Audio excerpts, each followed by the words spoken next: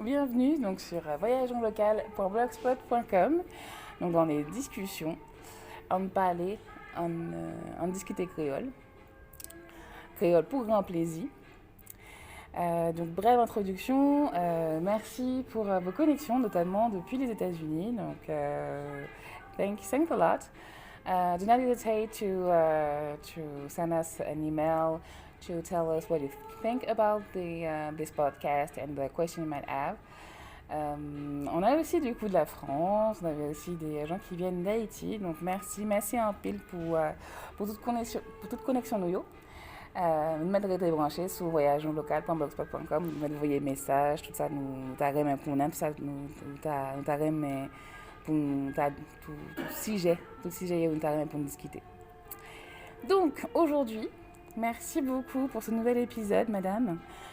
Du coup, on va discuter un peu de ton rapport au créole, parce que moi j'aime beaucoup le fait que tu sois intéressée autant par le créole de chez toi, comme des créoles d'ailleurs en fait, d'autres îles, et que tu partages aussi ça avec ta fille notamment. Donc merci d'être là aujourd'hui. Et est-ce que tu peux nous parler un peu de toi, de ton parcours, le créole, pourquoi du coup, d'où ça vient, le fait d'aimer comme ça de parler d'autres créoles, de découvrir. Je dis pas que t'es bilingue, mais de découvrir d'autres créoles.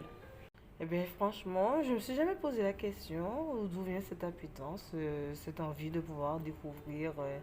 Après, oui, peut-être, ça vient sûrement de. J'aimais bien écouter les sketchs de Viviane Émigré, qui est une comédienne guyanaise. Mhm. J'aimais bien son accent, la façon qu'elle s'exprimait en créole. Je trouvais ça un peu au début un peu amusant et puis après j'ai voulu découvrir un peu plus, approfondir et connaître le créole guyanais. Mhm. Après au fil des Les temps, motosos. et oui, surtout les mots tosso, j'aime bien. Après au fur et à mesure, donc voilà, moi j'ai découvert le créole guyanais à travers ses sketchs. Mhm. Pour que je puisse comprendre ce qu'elle disait, pour que je puisse apprécier ses sketchs. Donc j'ai voulu découvrir, connaître, comprendre, traduire en créole martiniquais ou voire français. Après, j'ai découvert que c'était une bonne chose comment dire ça, de mon point de vue, de Mhm. ne pas que s'arrêter au créole martiniquais. Bon, bien sûr, le créole guadeloupéen, je le connaissais à peu près par rapport que j'aime bien les chanteurs guadeloupéens. Donc voilà. Vas-y, quelques titres, hein, quelques noms d'artistes. Alors, quelques noms d'artistes, surtout pour comprendre les fameux textes de Tikenji, que j'aime bien, Kérosène et Missy Sadik. Mhm. Donc voilà, pour comprendre. Donc c'était plus facile parce que ça se rapproche quand même du créole martiniquais. Donc le créole haïtien, en Martinique, on a beaucoup de cette communauté, donc j'entendais souvent. Donc comme j'avais des amis voilà, de cette communauté, donc c'était pratique à le connaître, à le comprendre. Mais le Guyanais, j'ai découvert vraiment par rapport aux sketchs de Vienne émigrée, notamment dans ses sketchs avec nos méchants et chauds. Et puis après, le créole rionnais, c'est quand je suis arrivée en métropole il y a quoi, 3 ans de ça, où j'avais une collègue qui parlait le créole rayonnais, parce que j'ai vraiment aux Antilles, quand je vivais en Martinique, je ne connaissais du tout pas de personnes de rayonnais ou rayonnaises. C'est vraiment en Mhm. métropole que j'ai croisé des personnes on va dire, de ce continent. Et qui fait que j'ai voulu apprendre et pouvoir m'exprimer. Bon, c'est un peu plus difficile, mais je m'y Mhm. mets, je commence à découvrir par rapport au Guyanais où voilà, j'étais un peu plus, on va dire, emballée. Parce que j'avais une motivation, parce que voilà, je voulais comprendre qu'est-ce que Ah, la l'artiste disait. comédienne, Ouais. l'artiste disait. J'avais cette motivation. Mais voilà, le rayonnage, c'était un peu, voilà, j'étais pas aussi emballée que le Guyanais parce que j'avais pas la même motivation. Voilà. Franchement, moi j'aime beaucoup en fait, du coup, cette approche que tu as, parce que c'est. Moi, de mon point de vue, c'est pas courant. Souvent, on va se dire, bon, bah, je comprends un peu tel créole, mais je m'y mets pas. Je comprends un peu tel créole, enfin, je comprends un créole, on va dire, de chez soi, mais le créole d'autres îles, bah, du coup, ah ouais, non, c'est notre île, je connais pas, quoi. Je comprends pas du tout. Et il y a un côté effort qu'il peut y avoir à faire. Il y a un effort, on va dire, mental, parce que tous ne s'écrivent pas pareil. Il y a des expressions, du coup, qui ne vont pas sonner pareil, les intonations ne sont pas toujours les mêmes. Donc il y a une petite gymnastique, plutôt, à avoir entre les créoles, euh, que moi, du coup, je vois. Mais pour autant, c'est l'approche que tu as d'aller graviter, du coup, dans d'autres mondes créoles. Je trouve que c'est intéressant, et c'est atypique, en fait, au final. Et j'aime bien, en fait, aussi, du coup, que ce soit... c'est amusant que ce soit autant, c'est d'abord d'abord par l'humour. Après, il y a aussi le fait de pouvoir comprendre les textes, de ce que j'ai compris. Ouais. Et puis après, c'est une rencontre, quoi. La rencontre de ta collègue quand tu es arrivé en métropole, qui est procureur de la Réunion.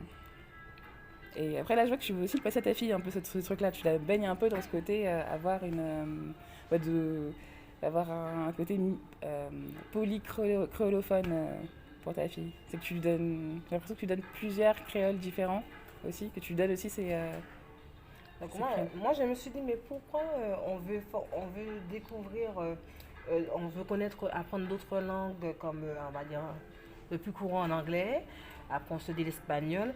Pourquoi, en tant qu'antillais, caribéen, je me dis, pourquoi aussi ne pas connaître aussi les créoles de ces îles-là aussi, parce Mhm. que ce sont des langues, au fur et à mesure, c'est vrai que ça s'éteint un peu, parce qu'on devient très, très francisé du terme où Même les anglophones qui ne voilà, parlent que anglais, hein. Ouais. qui ne parle qu'anglais. Donc moi je me suis dit, bon, voilà, pourquoi dans d'autres communautés, on va dire, où ils tiennent à garder cette identité, comprendre l'autre, parce que j'ai fréquenté aussi en arrivant en métropole, des personnes de nationalité africaine, où on a, voilà, tu as le lingala, tu as d'autres langues, où ils essaient de se comprendre entre eux. Pourquoi nous, pour la langue créole aussi, on ne sait pas apprendre ce que l'autre connaît pour pouvoir discuter. C'est vrai qu'il y a une grande, des fois, il y a des différences, hein. Au début, le créole guadeloupéen, quand j'ai essayé de commencer à découvrir, voilà, j'ai commencé à écouter les chansons guadeloupéennes. Je me dis, mais qu'est-ce qu'il dit? C'est sûr, Ouais. c'est du créole. Qu'est-ce qu'il dit? Voilà, quand il me disait, oui, je vais du Madère, je dis, regarde, je dis, c'est quoi? Je découvre, ben non, ben nous, on va dire le chou de Chine, eux, ils vont du Madère, Mhm. on va dire, comment on appelle ça? Tina, eux, ils vont dire pollo. Et c'est là que je me Mhm. suis dit, eh ben Oui. voilà, il y a des différences. C'est bien de connaître aussi, pouvoir dialoguer aussi, eh ben, avec Ouais, c'est comprendre aussi, les quoi. autres, voilà, se prendre au jeu, les autres îles. Il y a Mhm. le créole aussi qui est Saint-Lucien aussi, parce qu'en Martinique, il y avait aussi les Saint-Luciens qui Ouais. mélangeaient un peu les créoles. Je trouve, après, c'est mon point de vue à moi, c'est un mélange de créole haïtien, martiniquais mélangé, Ouais. et un peu anglonisé en même temps aussi, Mhm. mais que je trouve mélodieux aussi, que Ouais. j'aime bien aussi. Donc, moi, je me dis pourquoi forcément vouloir connaître les autres langues, on va dire connues, on va dire standardisées, anglais, espagnol, la base chinois, pourquoi pas le créole aussi à apprendre et puis aussi donner à ma fille cette faculté aussi de jongler entre ces créoles-là aussi. Pas forcément Ouais. jongler entre les autres langues, mais jongler entre ces créoles-là. Parce que moi, je le fais des fois dans une conversation. Je peux, Ouais. voilà, pour m'amuser, je peux jongler entre trois créoles. Voilà, j'aime bien. Mm. Franchement, ouais, ça c'est vrai, je confirme qu'effectivement tu jongles entre les créoles. Donc ça c'est marrant. C'est marrant. Enfin, c'est ça qui m'a frappé aussi. Et là, dans ce que tu dis, ça me fait penser à justement la CARICOM. La CARICOM, c'est l'Union économique de la Caraïbe, des États de la Caraïbe. Et c'est fou quand même que dans une telle proximité géographique, il y ait aussi peu d'échanges au final, que ce soit en termes touristiques que même échanges économiques. Et bon, l'un des freins, l'un des vecteurs, c'est justement la langue en fait. Là, pour l'instant, la langue commune, c'est l'anglais. Parce qu'il y a beaucoup d'États, les États, on va dire, majoritaires économiquement, pour la plupart, c'est des pays anglophones. Mais il y a aussi la question de pourquoi pas que ce soit le créole en fait. Que ce soit le créole, pas forcément d'imposer un créole en particulier, mais le fait qu'il y a un fait réel, c'est que le fait de communiquer en créole est un point commun de toutes ces îles en fait. Après, que ce soit sur une base effectivement française, sur une base anglaise ou portugaise, il y a quand même le créole, le criollo est présent. Et il y a le côté plaisir, plaisir, oisif, loisir. Mais aussi, il y a le côté, le business, en fait. Pour faire du business, c'est faire avancer le pays, avancer la région, parce qu'il y a un fort potentiel, hein, qu'on connaît. Pour moi, je suis d'accord sur le fait que on peut mettre le créole au même niveau que l'anglais, que l'espagnol, le mandarin, l'allemand et d'autres langues encore. Et pour le coup, comme je te dis, c'est ça, c'est que moi, je vois avec le blog, voyagelocal.blogspot.com, c'est un thème que j'ai, le créole, on peut l'utiliser partout. Et comme je te dis, c'est vraiment, toi, l'évidence. Moi, ce que je trouve frappant, c'est l'évidence que tu as, que du coup, on peut utiliser tous les créoles, pourquoi pas. Ah, salut madame. Attention. Et du coup, ce que j'aime bien, c'est le côté évidence d'utiliser les créoles et pourquoi pas de les apprendre, que ce soit pour le loisir et puis même pour découvrir d'autres choses. Ça peut être pour l'alimentaire, comme tu l'as dit, Poyo ou Tina. Tu parlais de Madère ou c'était tu m'as dit Madère et... Madère, c'est Chouchina. Chouchina. Voilà, les Martiniquais vont dire Chouchina et en Guadeloupe, on va dire Madère. Et voilà, moi j'aime bien, voilà. Surtout que j'ai toujours essayé d'apprendre la langue anglaise. C'est une langue que mon cerveau n'arrive pas trop à assimiler. Mais curieusement, les créoles, c'est une partie où j'assimile plus vite. Ouais. Après, peut-être parce que je suis peut-être plus motivée, je considère une considération plus importante peut-être pour moi par rapport à ma culture. Voilà, mais voilà, les créoles, c'est vraiment quelque chose que je porte, que je tiens à ce que ma fille parle aussi, parce que c'est ses racines, même si elle est née en métropole. Mais je considère que c'est ses racines, c'est sa langue, on va dire, pour moi maternelle. Chaque personne va le mettre au niveau qu'il veut. Là. Mais pour moi, voilà, c'est sa langue maternelle. Pour quand on va aux Antilles, qu'elle puisse s'exprimer avec ses cousins et cousines qui sont toujours dans l'île. Je ne veux pas qu'elle soit, parce que ça peut être un frère de... Comment je peux vous expliquer ça? Ça peut être un frère, parce que souvent ça arrive que quand les enfants ils sont nés en métropole, en fait, quand on va dans nos familles, ils sont un peu perdus parce qu'ils ne comprennent pas qu'est-ce que des fois leurs cousins, cousines expriment. Pourquoi? Parce qu'il y a une part culturelle de la langue. Ça fait comme une barrière de la langue. Parce que faut le dire qu'il y a quand même une barrière dans la langue. Et ça peut faire une gêne à l'enfant. Donc moi, je sais que je suis d'origine martiniquaise. On parle beaucoup le créole là-bas. Moi, je veux que quand ma fille, on part en vacances, elle se sent aussi bien quand nous sommes en métropole où elle parle français, que quand on va aux Antilles, qu'elle peut s'exprimer aussi dans la langue locale, qui est le créole. Donc, qu'elle peut s'exprimer pour qu'elle se sente à l'aise. Ouais. Voilà. Ce que j'aime bien aussi, c'est que pour ta fille, c'est que tu vas aussi un peu tu vas plus loin, parce que justement, tu parlais du rapport que tu as avec l'anglais, par rapport au choix que tu fais, du coup, ta fille, elle est vraiment dans un monde polyglotte pour le coup, parce qu'il y a le français, il y a le créole, mais il y a aussi, les créoles même, et il y a aussi le fait que elle est aussi entourée par l'anglais. Tu vas lui mettre des vidéos en anglais, il y a des chaînes YouTube qu'elle ne suit qu'en anglais. Parce qu'il faut l'émerger quand même de ce côté anglophone, parce que il y a le côté caribéen. Donc j'aime bien aussi les chansons jamaïcaines que j'écoute aussi, que j'aime bien. Donc, la soca aussi. Donc, la soca. Donc je veux quand même aussi qu'elle ait cette partie-là où qu'elle puisse se comprendre derrière quand elle s'exprime.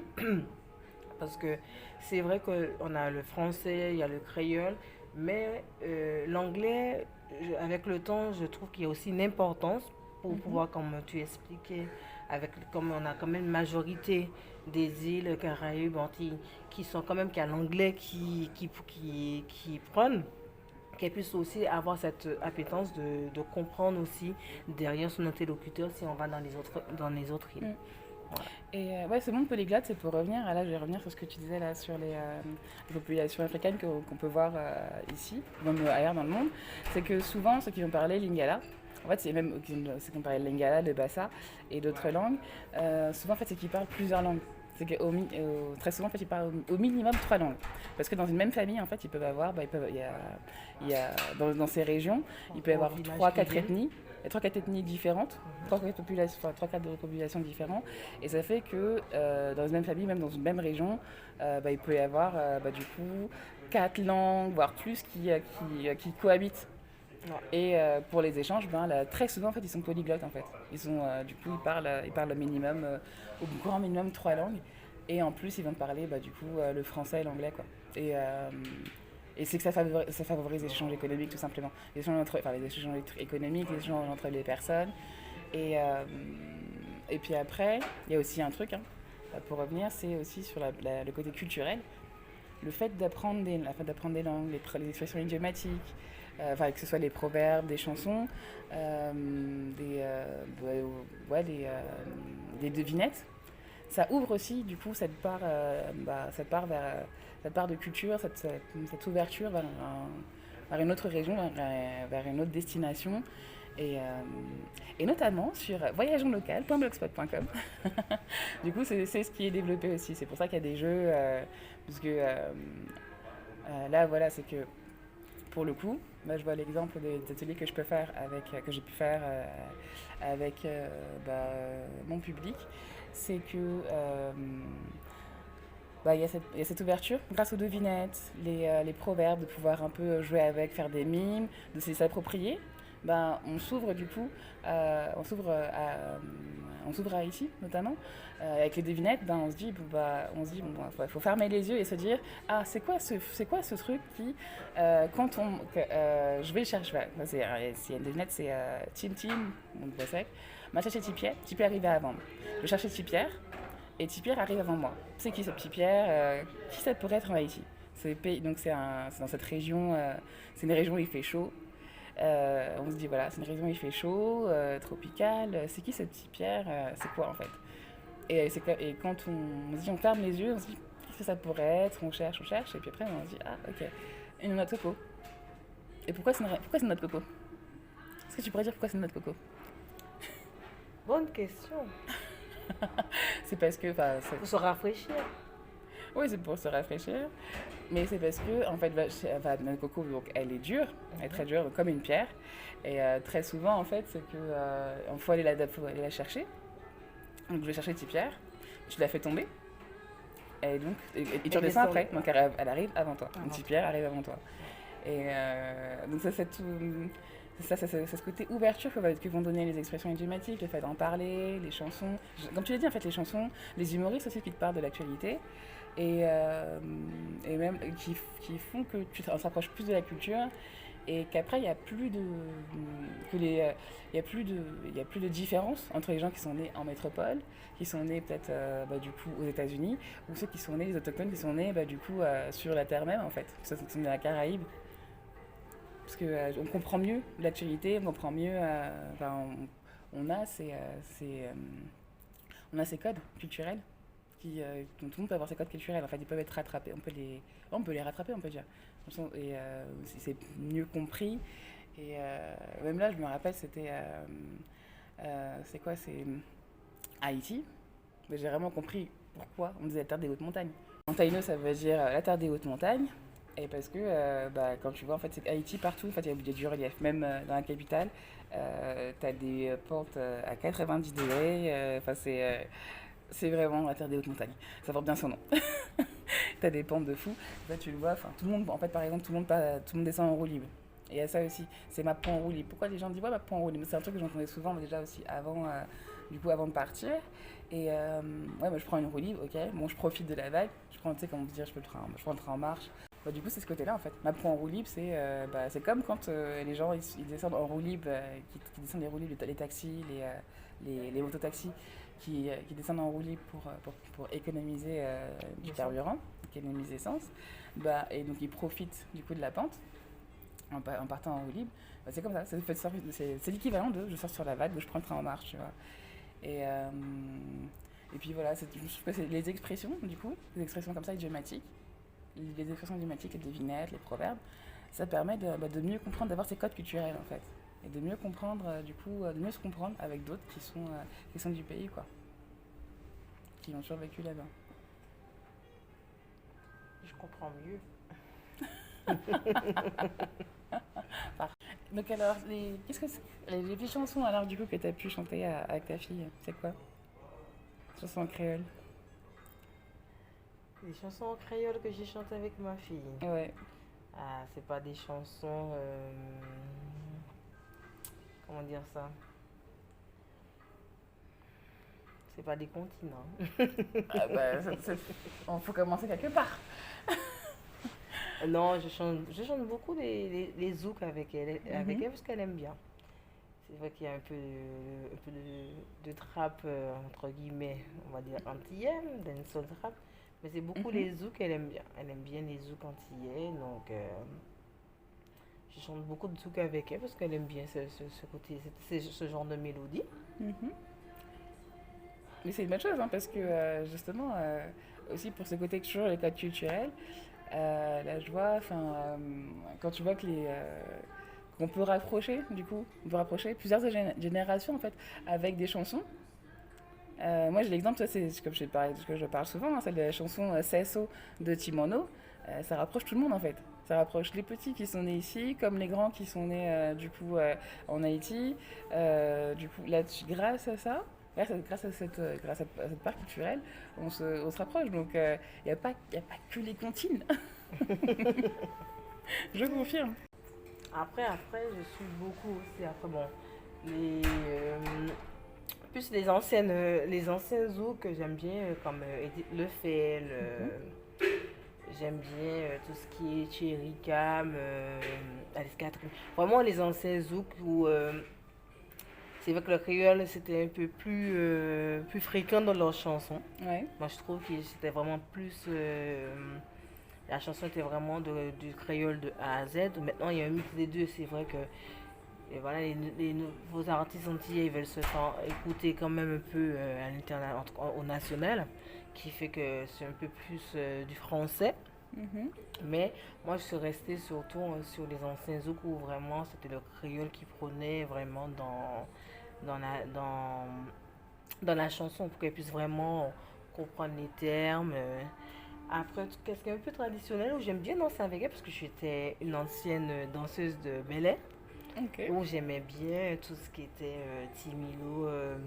J'aimais bien danser le ballet. J'ai dansé de mes 7 ans jusqu'à mes 14 ans. C'est une danse D'accord. que j'ai toujours aimée où je peux être dans une soirée et à ça, alors là, j'ai C'est bon, oublié c'est les la codes, première sur la piste. je danse.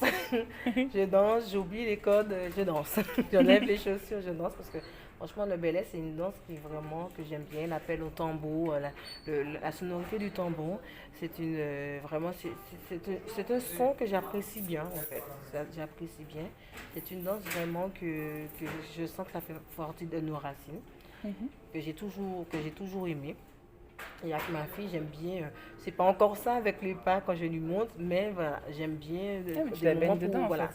pour décompresser des moments, je vais le mettre et on Mhm. va, on va danser un petit peu de ballet.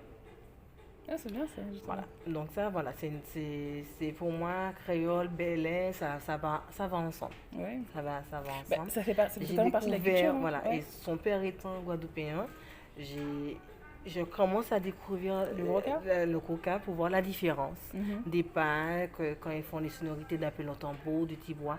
Quelles sont les différences? Donc là, en ce moment, voilà, je regarde cette différence pour voir c'est quoi la différence entre le Ah, Bénin et les le Bouquin, similitudes et voilà, les ce qui similitudes, les est, les différences, singularités aussi, voilà. quoi. Et chercher l'historique, l'origine voilà, des deux, en fait. Ouais. Donc voilà. Là, en ce moment, c'est plus dans cette veille, on va dire, que je suis, où essayer de comprendre, voilà, c'est quoi l'origine des deux par rapport, pourquoi en Martinique on dit Bel Air, pourquoi en Guadeloupe on dit Goka. Ouais. Voilà, c'est la question existentielle en ce moment. Bah, merci des répondre en commentaire.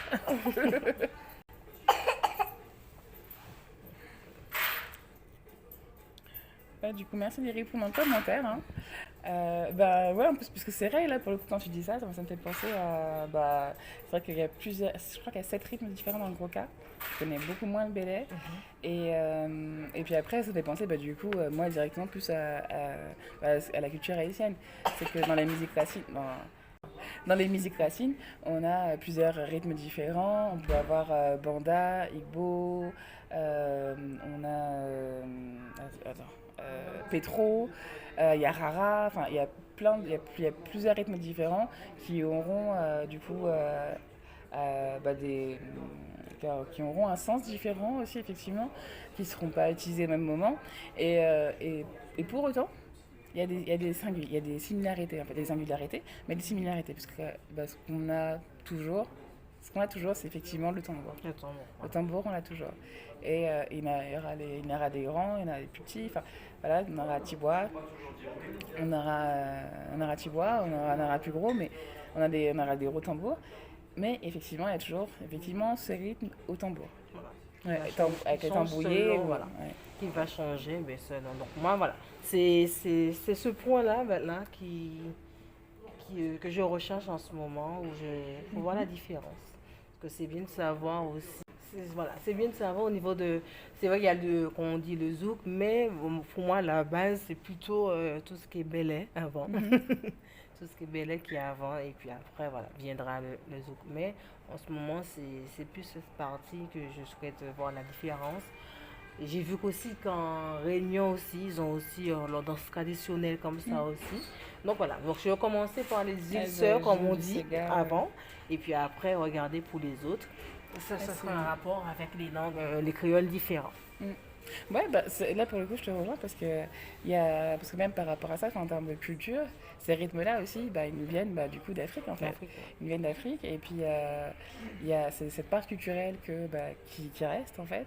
Et puis aussi pour ajouter, si tu t'intéresses aussi par la suite au rythme haïtien, t'as un site qui s'appelle musiquehaïtienne.free.fr. Je le trouve assez bien fait et assez bien fourni. Et justement, en fait, ils vont te parler des différentes musiques, en fait. Les différents sons, notamment Banda, c'est la danse du serpent, si je ne me trompe pas, je crois que c'est ça.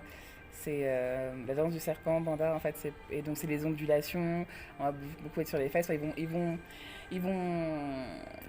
expliquer, en fait, les différents rythmes et pourquoi.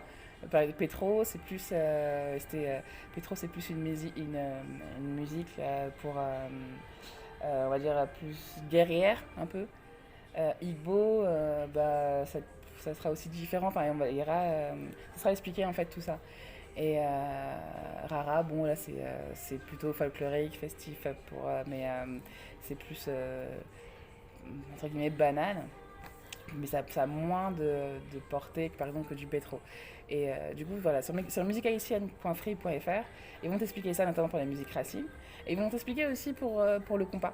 Parce que c'est là-dessus, en fait, c'est sur ce site que j'ai des infos sur le compas, en fait. Sur le compas direct, comment il a été, comment il est arrivé avec les frères Jean-Jean, pourquoi on dit compas direct, et justement l'origine du mot compas. Et des sites comme ça, en fait, je trouve que des sites comme ça, c'est intéressant parce qu'effectivement, ça permet de comprendre du coup les cheminements, de comprendre notre histoire, de comprendre notre culture. Et du coup, ça me fait penser que là, je suis en train de me poser la question si c'est la même chose sur le zouk, mais je crois qu'il y a. Mais je sais qu'il y a un gars qui avait fait un truc sur le dancehall. Il avait fait du coup, je crois que c'était un Guadeloupéen qui a fait un livre justement sur le dancehall. Et du coup, l'origine, les codes qu'il y a dans le dancehall et tout ça. Et je. Attends, et je crois que le musée. Pardon, et justement, le musée du Zouk, il est en Afrique et je crois qu'il est au Ghana. Le musée du Zouk, je crois qu'il est au Ghana. Après, il faudrait que je vois. Mais voilà, en tout cas, c'est cette partie-là. Enfin, c'est vrai qu'on a besoin de ça, en fait. On a besoin de savoir. De savoir avoir ces informations-là. Il y a des choses qu'on peut retrouver sur Wikipédia, mais avoir ces informations-là sur qu'est-ce que le belay, pourquoi le mot belay en fait. C'est vrai que en fait, d'où ça vient, tu sais, c'est vrai que pour le coup, d'où ça vient, pourquoi belay. Broca, je crois que c'est par rapport justement au tambour, et c'est le nom du tambour. C'est ça, non? Je sais plus. J'ai pas Bon, commencé enfin, mes recherches. désolé si je me suis trompée. Hein. J'ai bien dit que je suis en train de rechercher à ce moment. Je répète, pour qu'on puisse pas. Non, effectivement. Bon, voilà, j'ai mis j'ai mis une petite position. Donc, n'hésitez pas à répondre en commentaire pour, Voilà. pour vérifier, pour pouvoir me corriger. Il n'y a pas de souci. Donc, sur voyageonlocal.blogspot.com, on est bienveillant, on peut se tromper. Et c'est pour progresser derrière. Mais en tout cas, ouais, je trouve que c'est. Effectivement, moi je te rejoins là-dessus, c'est que c'est intéressant de se dire, bah ouais, ça vient d'où, de pouvoir avoir des informations supplémentaires quoi, pour mieux le comprendre. Ouais. Donc n'hésite pas. Je reviendrai quand j'aurai fait mes recherches. Il n'y a pas de souci. Tu seras accueilli avant aussi, avant d'avoir terminé tes recherches, il n'y a pas de problème. Tu pourras nous faire, si tu nous fais un exposé là-dessus, une conférence, je suis preneuse. Tu pourras tout nous faire sur le podcast. Et puis, est-ce que tu souhaiterais partager peut-être un poème, un mot de la fin? Non, plus sérieusement. Est-ce que tu as un proverbe en créole que tu aimes bien? Ah, j'aime bien dire c'est graine d'Iric à plein sac. Ça, j'aime bien dire ça. Ouais, pourquoi? Ouais. Pourquoi j'aime dire ça? Parce que quand les gens. Je compare à l'oiseau, quand l'oiseau fait son nid. Mm-hmm. Et en fait, moi, je compare cette expression à ça. Ouais. Petit à petit, l'oiseau fait son nid. Mm-hmm. Et moi, je dis, au fur et à mesure que tu remplis ton sac de riz, tu auras ton sac, tu auras un sac rempli. Et en fait, c'est plus aux gens où je dis, je fais cette chose à mon temps. Donc, toute cette chose se fait à un temps précis, en fait. Donc, d'où je dis, j'aime bien dire, voilà, c'est graine d'Iric à plein sac. J'aime bien cette expression-là. Parce que on est dans la société d'aujourd'hui, on veut tout de suite, maintenant. Et je me dis, non, c'est au fur et à mesure, pas à pas, les choses se font. Et donc, il faut savoir commencer petit pour après avancer et aller plus loin. Un peu plus loin, voilà. Parce qu'à un moment, le sac, il va se remplir. Il y a un moment où ça va se remplir. Il n'est pas touré. Mais normalement, il n'est pas censé de touré. Faut le raccommoder. Voilà, il faut le raccommoder.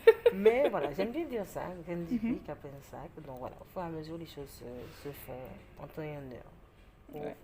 Faut avoir de la patience. Donc voilà, cette expression-là, j'aime bien. Ouais, j'aime bien aussi, c'est pas mal. C'est du coup l'équivalent que je verrais en créole haïtien, c'est 5 copes qui fait good. Donc c'est 5 pièces, les 5 pièces, donc les copes c'est 20 centimes. D'accord. Donc c'est avec 5 pièces de 20 centimes, c'est là que tu vas arriver à un gobe. Donc pour moi c'est similaire, c'est 5 copes qui fait good.